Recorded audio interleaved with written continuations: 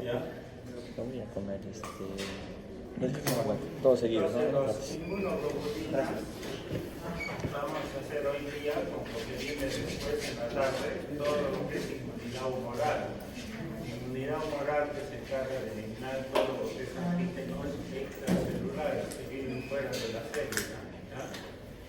Y cuando se da la respuesta inmunitaria humoral, se van a formar las moléculas de inmunoglobulinas. Las moléculas de inmunoglobulinas entonces son proteínas representativas de lo que es inmunidad humoral para eliminar antígenos extracelulares. Las inmunoglobulinas entonces son proteínas que usualmente están en el suelo, pero pueden estar en tejidos, pueden estar en membranas de linfocitos B. Estas moléculas de inmunoglobulinas son producidas por los linfocitos B, pero fundamentalmente por su producto diferencial de los linfocitos B, que son las células plasmáticas. Las células plasmáticas son las fundamentales en producir las moléculas de inmunoglobulinas. Estas moléculas de inmunoglobulinas se unen específicamente al antígeno que desencadenó su producción, al antígeno extracelular que desencadenó su producción durante una respuesta inmunitaria adquirida humoral. ¿Sí? Y esta inmunoglobulina que se une específicamente a ese antígeno se le ha llamado también anticuerpo, porque reacciona contra el cuerpo de un antígeno. Entonces por eso se le puso el nombre de anticuerpo. Es lo mismo decir anticuerpo que inmunoglobulina, es lo mismo. ¿Sí? Ese es el concepto de una molécula de inmunoglobulina. Son producidas por los linfocitos B en un estado maduro, pero fundamentalmente por su producto diferencial de los linfocitos B, que son las células plasmáticas. Estos son los grandes productores de las moléculas de inmunoglobulinas. Así son las moléculas de inmunoglobulinas. Las moléculas de inmunoglobulinas también pueden quedar pegados en la superficie de los linfocitos B maduros. ¿Sí?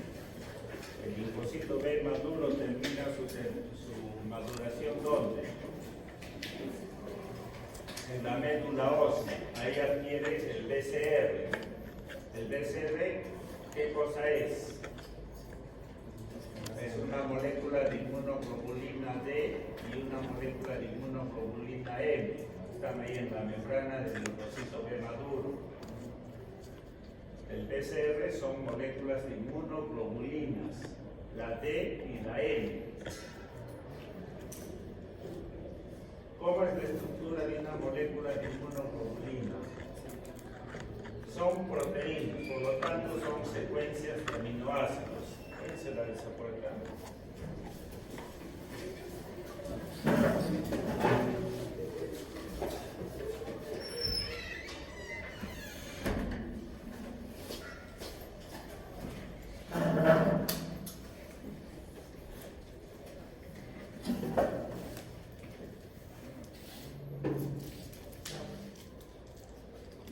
Entonces, esa es la estructura de una molécula de inmunoglobulina. ¿Ya? Tiene dos cadenas hacia afuera de 220 aminoácidos que pesan poco y por lo tanto esas cadenas hacia afuera se llaman cadenas ligeras. Y hacia adentro tienen otras dos cadenas de 440 aminoácidos que pesan más y por lo tanto se les llama cadenas pesadas. ¿Sí? Cadena pesada. Ahora, funcionalmente están divididos en dos regiones. Una región hacia arriba variable, que es la que se va a unir con el antígeno. Y una hacia abajo, que es la región constante, que constantemente tiene la misma secuencia de aminoácidos. La de arriba es variable porque varía su secuencia de aminoácidos enormemente para poderse unirse a diferentes tipos de antígenos extracelulares. En cambio, la región inferior es constante, constantemente tiene la misma secuencia de aminoácidos, pero en realidad varía un poco, ¿ya? varía un poco. Esa variación de foco en la secuencia de aminoácidos de la región constante va a dar lugar a lo que vamos a ver después, que hay diferentes clases de moléculas de inmunoglobulinas. Hay 5 clases diferentes, ¿sí? Entonces, funcionalmente la región variable para unirse al antígeno, funcionalmente la región constante, que tiene 3 dominios. La constante tiene 3 dominios constantes. Un dominio CH1 de pesado, heavy, CH1, otro dominio el CH2 y otro dominio el CH3. ¿Cuáles son los importantes funcionalmente? El CH2, que va a actuar de receptor para el complemento. Yo hablé que las moléculas las proteínas del complemento normalmente están en el suero circulando inactivas, pero cuando se unen al anticuerpo pueden ser activadas estas proteínas del complemento, y al activarse las proteínas del complemento van a activar en cascada varias de ellas. Al final se forman del C5 al C9, lo que se llama el complejo de ataque de membrana, para que el complemento, a través de ese complejo de ataque de membrana, ataca al antígeno extracelular, le produce poros y por ahí se produce su lisis osmótica, muerte de ese microorganismo. Entonces, el complemento, ¿para qué sirve? Es un complemento para eliminar esos antígenos extracelulares. Para eso sirve el dominio CH2, ¿sí?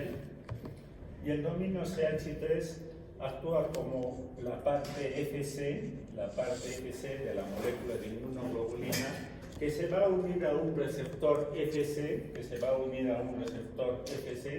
que está en las membranas de distintas células del sistema inmunitario, para que la molécula de inmunoglobulina que tiene pegado al antígeno extracelular se pueda unir a esas células del sistema inmunitario y finalmente puedan eliminar a esos antígenos extracelulares. En detalle lo vamos a ver más adelante. Lo importante al final, y quiero que se acuerden, es que hay 2 regiones, hay la región variable y la región constante, pero la región variable tiene variable ligera y variable constante, variable pesada, variable ligera, variable pesada, y hacia acá va a tener la ligera constante y acá va a tener la constante pesada, ¿sí? Variable ligera, ligera variable, ligera constante, pesada variable, pesada constante.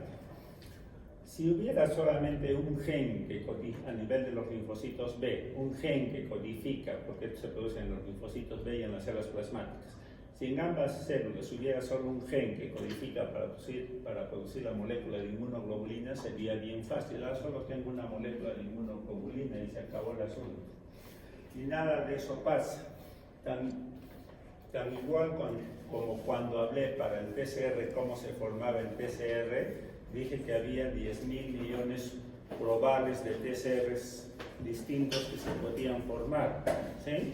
Porque el PCR no está formado por un solo gen, sino que está formado por varios genes. A nivel genético existían como 4 segmentos genéticos, hasta 5 segmentos genéticos con varios genes para formar el PCR. Algo muy semejante ocurre con el BCR y con las moléculas de inmunoglobulinas, donde se forman a nivel de en sus núcleos, donde se forman, existen 4 segmentos genéticos. El segmento genético BL, CL, BH y CH.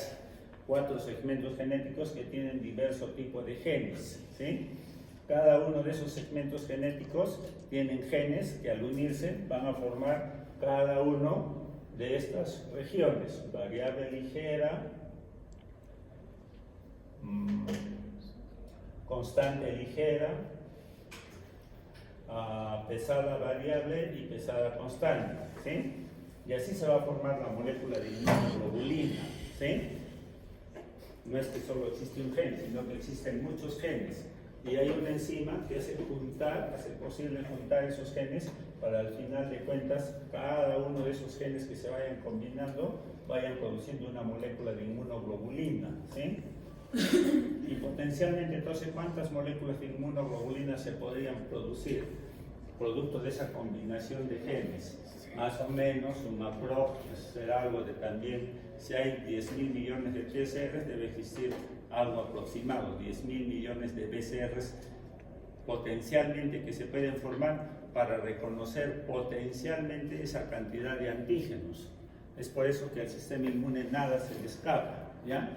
Tenemos 10.000 millones posibles de TCRs, de BCRs capaces de unirse a antígenos que están en la naturaleza, ¿sí? Y que potencialmente esos antígenos pueden variar sus formas, que sí varían, pero ya estamos preparados para reconocerlos a través del TCR, BCR, que son millonarios, ¿sí? Y eso es posible gracias a los segmentos genéticos que tienen varios genes, y esos genes se pueden combinar entre ellos y dar posible a esa enorme cantidad de moléculas de inmunoglobulinas. El BCR es una inmunoglobulina M y D, he dicho, ¿sí? Pero hay más moléculas de inmunoglobulinas. Esto ya lo he dicho ya, región variable y región constante con los tres dominios. El CH1 no tiene importancia, pero sí el CH2 y el CH3.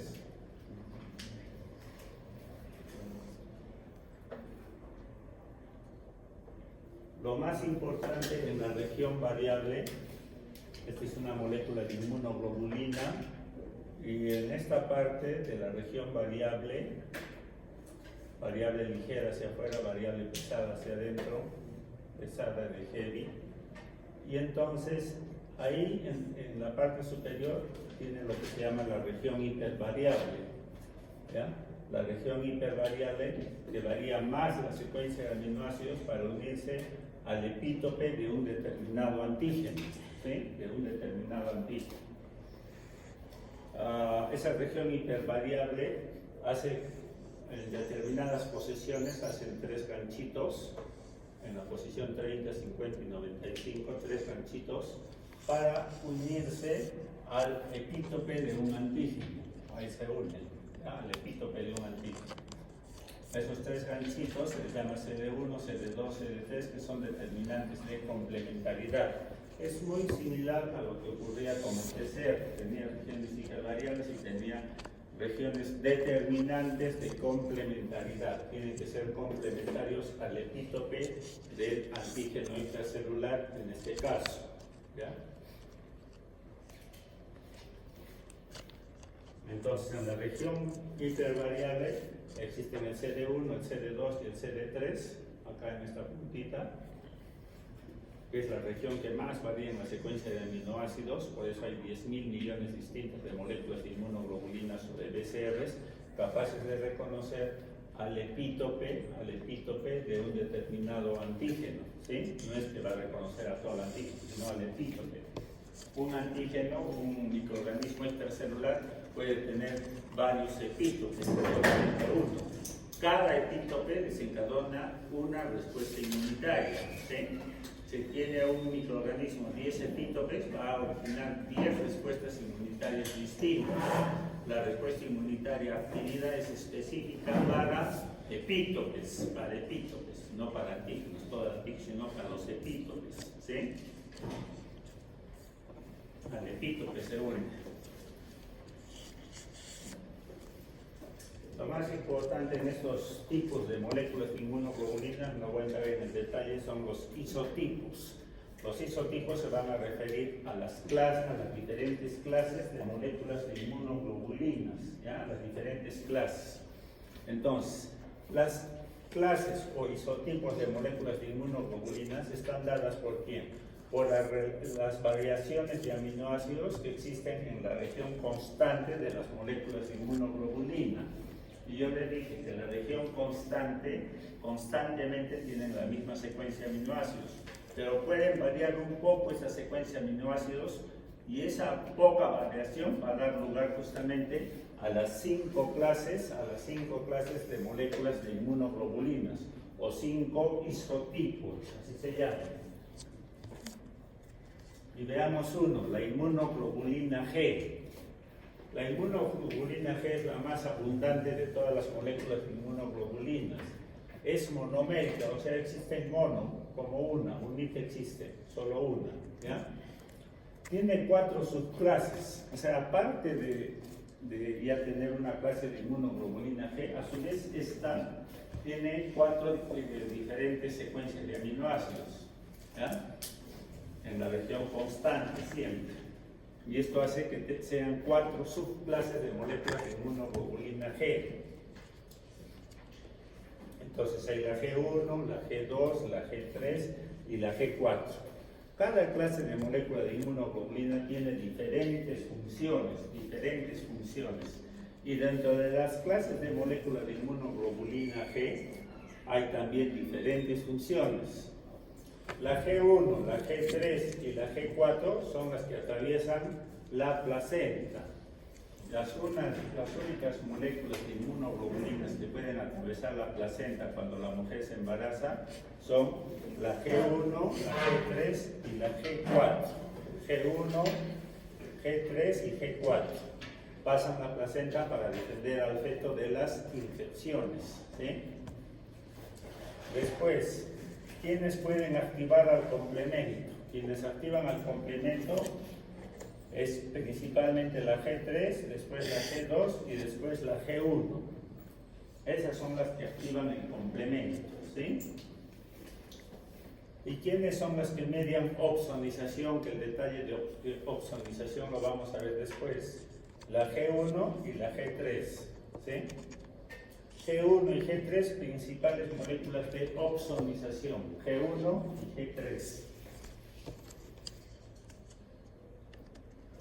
La molécula de inmunoglobulina M. La inmunoglobulina M está circulando en la sangre en un 5 a 10% del total de moléculas de inmunoglobulinas. Es pentamérica, o sea, 5 moléculas están juntas. Ahí ustedes pueden ver, por cadenas, por puentes joint, ¿sí? 1, 2, 3, 4, 5. 5 están juntas. Cada molécula de inmunoglobulina se puede unir a 2 epítopes, porque tienen 2 brazos. Una molécula de inmunoglobulina se une a 2 epítopes de un antígeno. Y si acá hay 5 juntas, se pueden unir a 10, ¿sí? A 10 epítopes de antígenos extracelulares.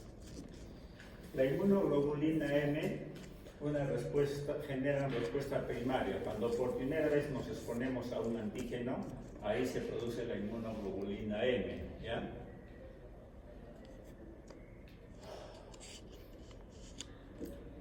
La principal inmunoglobulina que se forma a nivel de los tractos mucosales, mucosa respiratoria, mucosa digestiva, mucosa genitourinaria, son las moléculas de inmunoglobulinas A, la A. Esas son las principales que nos defienden cuando a través de las mucosas ingresa algún microorganismo patógeno. Ahí sale la inmunoglobulina A para bloquear, ¿ya? Y la segunda en salir es la inmunoglobulina M, cumple un rol accesorio como inmunoglobulina secretoria de mucosas, ¿sí? La principal es la A y la accesoria es la M. La inmunoglobulina D, la D. Esta inmunoglobulina D, fundamentalmente, prácticamente casi ella, solo la D, solo está expresada en la membrana de los linfocitos B, que conjuntamente con la inmunoglobulina M, que también está en la membrana de los linfocitos B, ambos constituyen el BCR, ¿sí? Pero la M también está en el suelo, ¿sí? Entonces, la inmunoglobulina D es de membrana, la inmunoglobulina M también es de membrana, ¿sí? Membrana.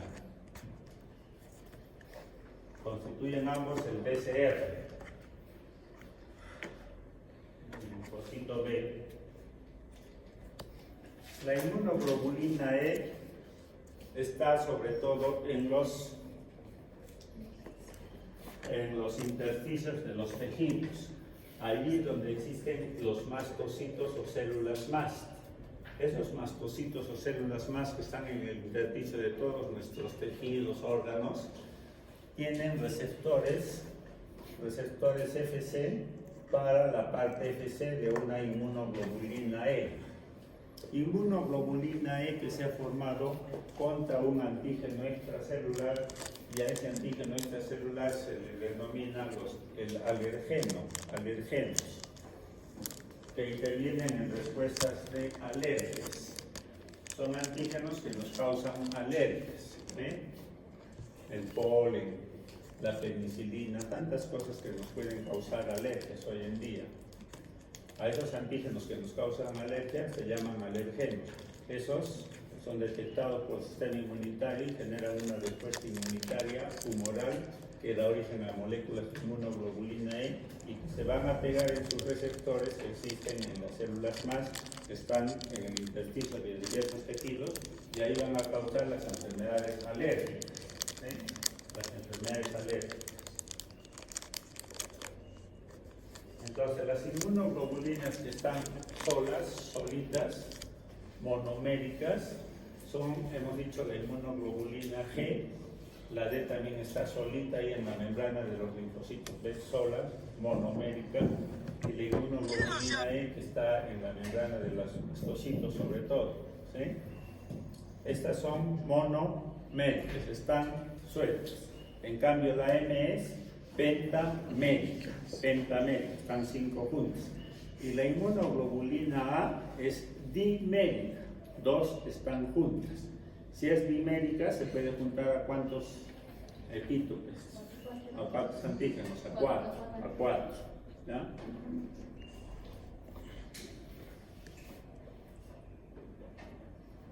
Algunas características de las 5 clases que ya hemos dicho. La inmunoglobulina G es la de mayor porcentaje, ¿sí? Miren, de lejos les da las otras. ¿Quién está más concentrada en el suero, o sea, en la sangre? La inmunoglobulina G, la G.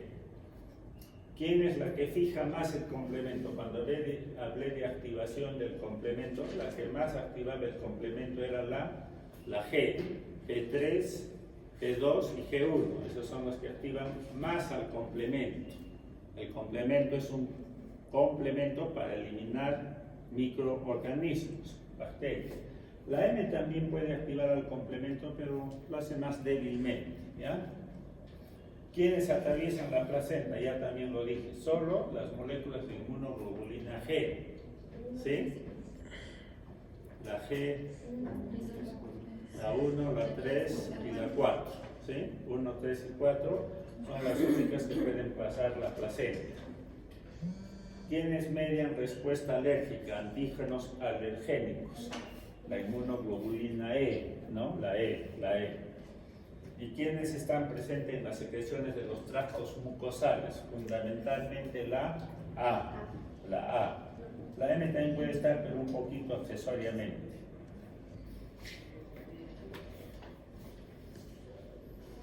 Algunas propiedades más. La inmunoglobulina G, que es la más abundante, es la principal molécula de inmunoglobulina que se forma en las respuestas secundarias o más veces cuando se exponen a un antígeno, ¿okay? Entonces, en la respuesta secundaria a un antígeno, cuando nos ponemos por segunda o más veces, se forma más inmunoglobulina G. Es la principal molécula de opsonización, ¿sí? Opsonización, que vamos a ver todavía en detalle más y que ya más antes lo he visto. Es la que atraviesa la placenta. La A es fundamentalmente secretoria en las mucosas, La M interviene en la respuesta primaria. Cuando por primera vez nos exponemos a un antígeno, ya lo dije, se forma fundamentalmente la M. Cuando la respuesta ya es secundaria, se forma más de lejos la G. La E, ya dije, está presente en las enfermedades de alergias que ocasionan hipersensibilidad inmediata, las alergias. Pero también la E nos ayuda para defendernos contra los parásitos helmintos, ¿ya? Y la D solamente está constituyendo el BCR en la superficie de los linfocitos B.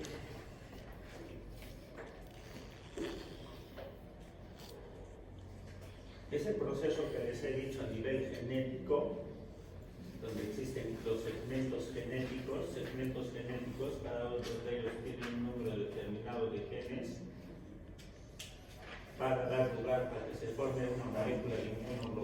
se llama recombinación somática.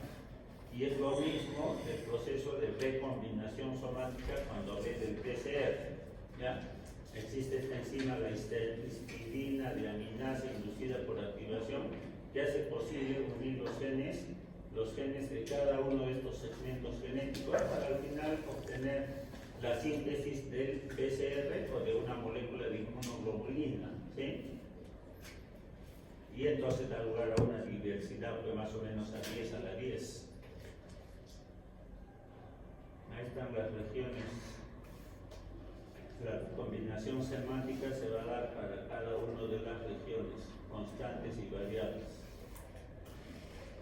Bueno, pero adicionalmente se tiene que dar a nivel genético también lo que se llama una conmutación o recombinación de clase, o sea, las 5 clases y además las subclases de la G y de la A. ¿Ya? Ahí se tiene que dar este proceso de lo que se llama conmutación o recombinación de clase o isotipo. ¿Sí? ¿Qué pasa ahí? Entonces también hay genes, son muy pocos en la región constante, hay diferentes secuencias, muy pocas secuencias en la variación de aminoácidos que dan lugar a las 5 clases y a las subclases de la G y de la A, y esa pequeña diferencia en la secuencia de aminoácidos va a estar también porque a nivel genético se van a unir genes que van a hacer posible que se formen estas diferentes clases o subclases de inmunoglobulinas. Y para esto existen genes que hacen posible que se combinen estos genes para dar lugar a la región constante, con las subclases o clases que les he dicho. Existen 3 enzimas que no nos vamos a estar acordando los nombres: citidina de aminoácido inducida por activación, el uracil ADN glicosilasa, la endonucleasa purínica, piridínica, etc. Todo eso hacen posible simplemente que se puedan combinar genes para dar lugar a las diferentes regiones constantes para cada una de las clases de moléculas inmunoglobulinas. Eso se llama la combinación o recombinación de clase. ¿Cuál es la función de las moléculas de inmunoglobulinas? Naturalmente que el BCR está hecha ¿para qué? Es el receptor BCR que va a reconocer específicamente a un epítope de un determinado antígeno, el BCR. Pero aparte del BCR, las funciones de las inmunoglobulinas en general son estas. ¿Para qué se forman las moléculas de inmunoglobulinas durante una respuesta inmunitaria humoral que vamos a ver más tarde? Que tiene por finalidad eliminar todo lo que es antígenos extracelulares. ¿Para qué sirven al final las moléculas de inmunoglobulinas? En principio ellas no matan, no sirven para matar. ¿Sí? El linfocito B y la célula plasmática que han intervenido en la respuesta inmunitaria humoral al final forman las moléculas de inmunoglobulinas, que por unirse al epítope de un antígeno también se le llama anticuerpo. ¿Sí? Y entonces se une y lo neutraliza, pero no lo mata, solo se une y lo neutraliza. Esa es su principal función, neutralizarlo. No dejarlo solo al antígeno, ¿sí? Neutralizarlo. Pero al final el antígeno tiene que morir. ¿Y cómo lo va a matar? Hay 3 mecanismos mediante los cuales lo puede matar. Uno, el de opsonización, que ya lo conocemos, y que consiste en que el anticuerpo que se ha formado específicamente contra el epítope de un antígeno extracelular, ese anticuerpo en su dominio CH3, que es la parte FC de constante, fracción constante de la molécula de inmunoglobulina, el dominio CH3-FC, tiene su receptor FC a nivel del macrófago y del neutrófilo, ¿sí? Y por lo tanto lo puede captar, el macrófago y el neutrófilo lo capta a este anticuerpo o inmunoglobulina. Y una vez que lo ha captado a través de su receptor, es capaz de internalizarlo, entrarlo al interior. El macrófago y el neutrófilo tienen material de guerra, radicales libres de oxígeno, óxido nítrico, proteasas, etc., y lo va a matar a este antígeno extracelular en su interior. A eso se llama opsonización. El anticuerpo actúa como una opsonina. ¿Qué es una opsonina? Es un intermediario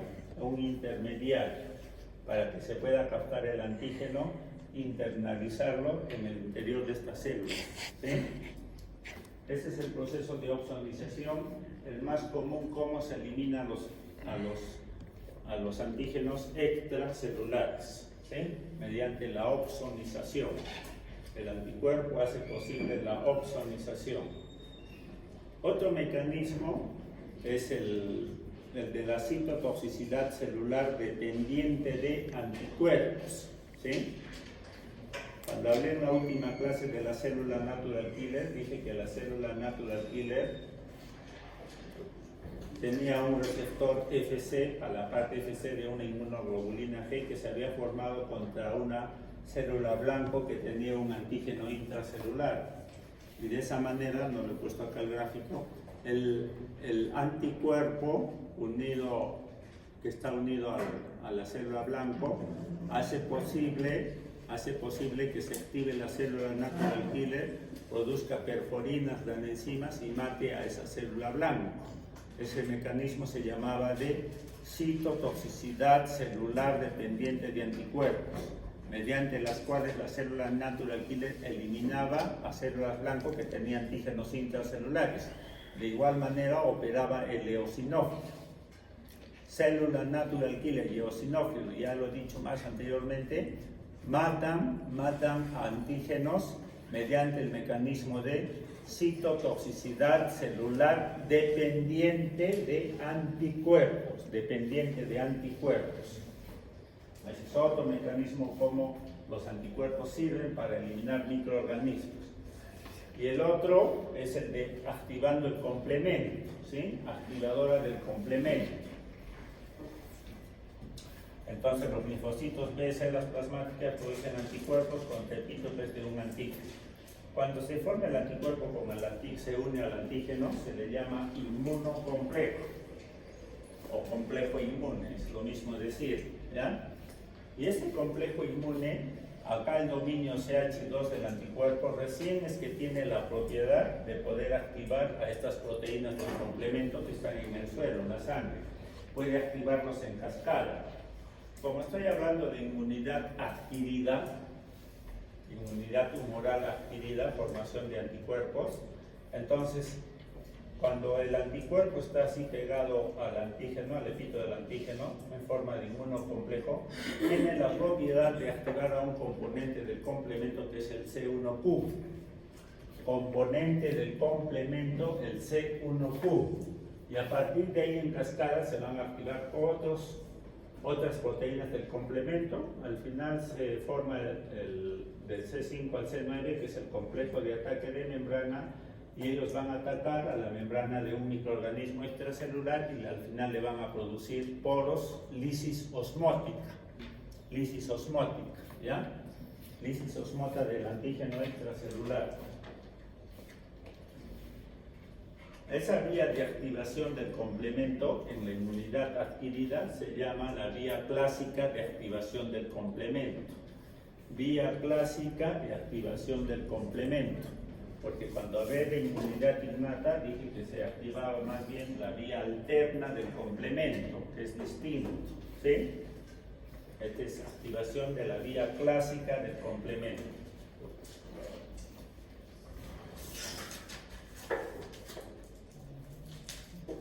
Entonces, la principal funciones de los anticuerpos es neutralizar. Un antígeno extracelular no es que solamente tenga un epítope, tienen varios epítopes. Para cada uno de los cuellos, cada uno de ellos puede desencadenar respuestas inmunitarias distintas, formación de anticuerpos específicos para cada uno de esos epítopes.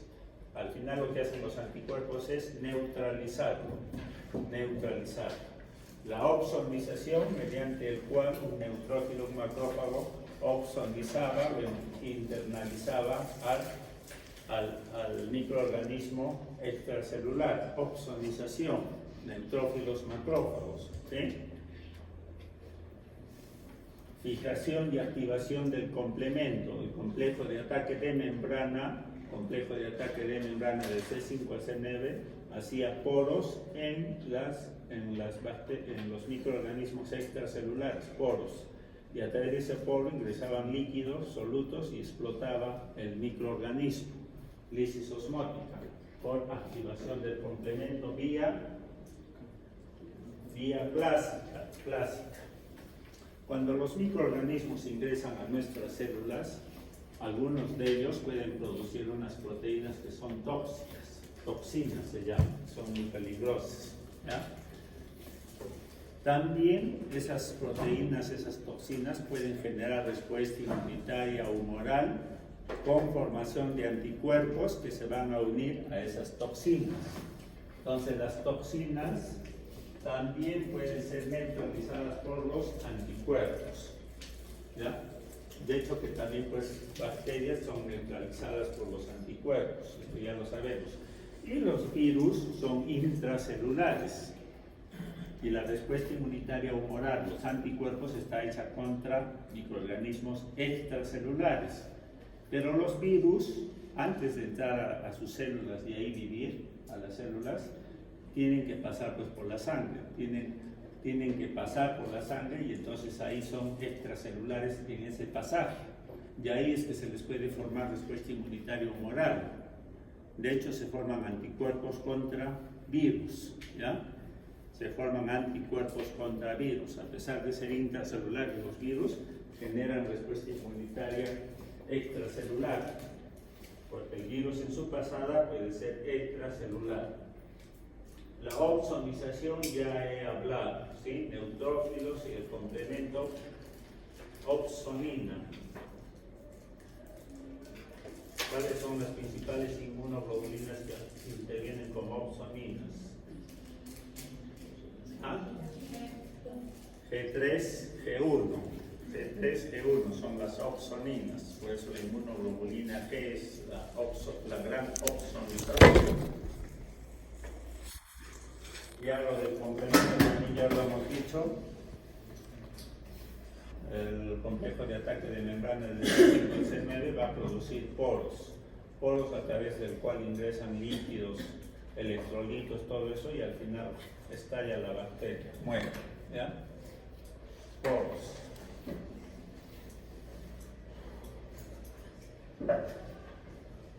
Y esto es para que vean un poco más de las funciones efectoras de los anticuerpos. Y con estas dos diapositivas acabo anticuerpos.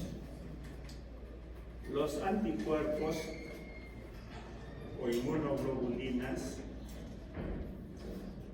para que actúen sobre una célula, esa célula tiene que tener receptores, ¿no? Las células del sistema inmunitario que van a actuar como células efectoras de eliminación de antígenos extracelulares tienen que tener receptores para las moléculas de inmunoglobulinas. Y no es que sea solo un receptor. Hay tres tipos de receptores, ¿ya? Esos receptores se llaman el receptor 1, Fc gamma, a la parte Fc que es el dominio CH3 de una molécula de inmunoglobulina. Al receptor 1 se le llama CD64. Hay un receptor 2, Fc gamma. Hay el 2A y hay el 2B.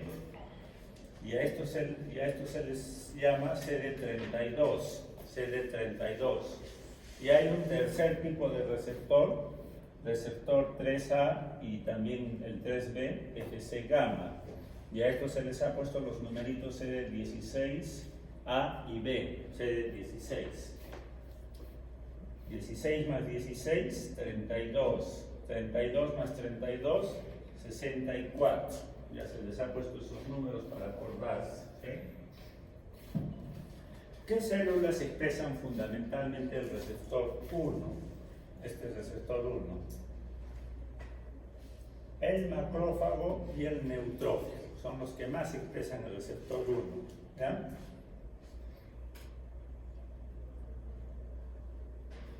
El receptor 3 Quienes más lo expresan son las células natural killer y los eosinófilos, que es el CD16. ¿Ustedes se acuerdan de la célula natural killer cuando hablé? ¿Quiénes eran los marcadores de las células natural killer? El CD16 y el CD56. Eso ya lo dije. Estos receptores, el 1 y el 3, tienen colas citoplasmáticas largas, ITAM. Tienen ITAM, colas citoplasmáticas largas. ¿Ya? ¿Qué significa cola citoplasmática larga? Tener hartos aminoácidos de tirosina, capaces de ser fosforilados, iniciar una cadena de fosforilación, o sea, de activación de esas células. ¿Se activan para qué? Para cumplir las funciones. ¿Para qué está hecho el macrófago y el neutrófilo? Para matar, pues, ¿no? Son células que matan, microorganismos que los van a entrar en su interior. Entonces, el mecanismo de opsonización, que está dada más por macrófagos y neutrófilos, que expresan receptores FC1, y como son ITAM, se van a activarse ¿para qué? Para producir su material de guerra y puedan opsonizar, puedan matar eficientemente a los antígenos extracelulares, ¿sí? Mediante ese mecanismo de opsonización. Los principales receptores FC, receptores 1, FC, están dados a nivel de macrófagos y neutrófilos. En cambio, los receptores 3, CD16, están dados fundamentalmente a nivel de las células natural killer, también eosinófilos. ¿Y para qué sirven? Igualito, estos receptores sirven para reconocer la parte FC de una inmunoglobulina G que se ha unido a una célula blanco X, para que ahí estos receptores, como tienen cola citoplasmática larga, activen a las células natural killer para que se produzcan su material de guerra. ¿Cuál es el material de guerra? Perforinas, granenzimas. Y los eosinófilos también los puedan activar a través del ITAM para que produzcan el material de guerra. ¿Cuál es? Proteína básica catiónica, fundamentalmente, ¿ya? Radicales libres de oxígeno también. Entonces se activan estas dos células para eliminar a esas células blanco. La natural killer tendrá como blanco una célula blanco infectada por un microorganismo intracelular y el eosinófilo, ¿cuál va a tener como blanco? Un parásito helminto. Se activan y finalmente los eliminan mediante el mecanismo de citotoxicidad celular dependiente de anticuerpos. ¿Ya? En cambio, el receptor 2 tiene colas citoplasmáticas cortas, con pocos aminoácidos tirosina, por lo tanto pueden actuar como fosfatasas, ¿sí? Se le van a unir el CHIP y el SHP, que porque tienen pocos aminoácidos de tirosina se le unen y estos SHP actúan como fosfatasas. Van a desfosforilar, van a inhibir, a inactivar a las células donde se expresen estos receptores ITIM. ¿Y cuál es la principal célula que tiene el ITIM? La célula B, el linfocito B, tiene el receptor 2-BFCD32. Este funciona fundamentalmente a los linfocitos B. Otras células también lo pueden tener, sí, pues, pero estoy hablando de lo principal que uno tiene que saber, ¿ya? Entonces, el receptor 1, el receptor 1 FC gamma o CD64 está más en neutrófilos y en macrófagos. Y el receptor 3 o CD16 más en las células natural killer y también en eosinófilos. Ambos tienen ITAM, ambos activan neutrófilos, macrófagos, células natural killer, eosinófilos y por lo tanto al activarse van a matar, ¿sí? El receptor 2FC o CD32 mayormente se expresa en los linfocitos B y ahí tiene un receptor ITIM, y si es ITIM es inhibidor inhibe la activación de los linfocitos B. ¿Sí? Hasta ahí sería la clase de hoy día. ¿Preguntas?